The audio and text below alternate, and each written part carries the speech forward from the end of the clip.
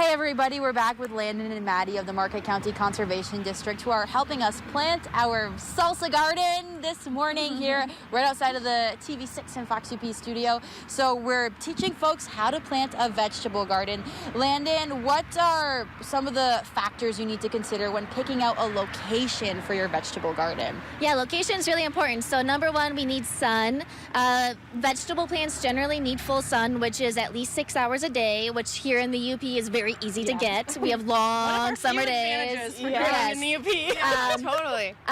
Number two is access to water. So either in a spot that's going to get a lot of rain or is easy for you to water in those periods of drought. So like, you know, we just had a couple of rainstorms, but in the last week we had a little bit of a dry spell. And then also we want to consider some wind protection. So we have some really nice heavy-duty planters here that you guys are going to put your garden in, so I wouldn't be too worried about pots tipping over, but we still want to be a little bit aware of wind damage to the plants themselves.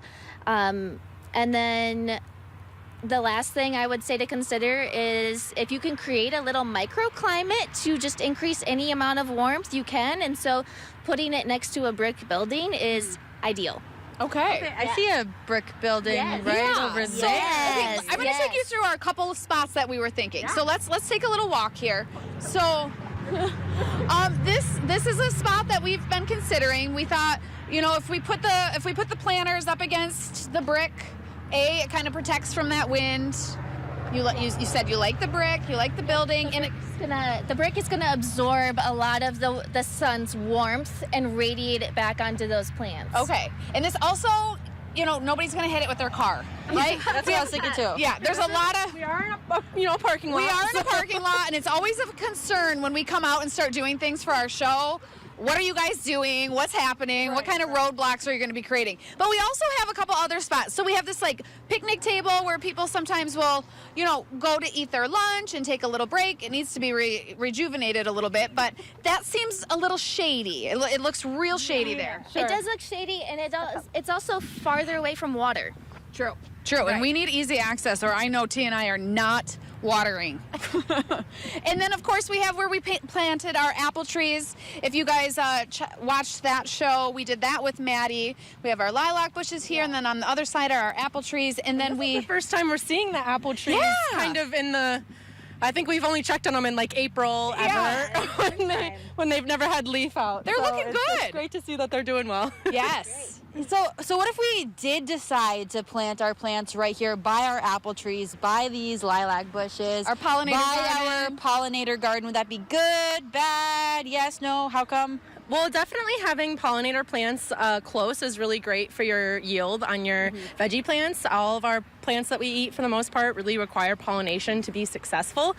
So having them closer to the pollination couldn't be a bad thing, but again, you want to consider those other factors that Landon mentioned. So like, are you going to be able to water over here? If over there is going to be easier to water, that's still going to be pretty close to the pollination, that they should be, you know, having the benefits from that.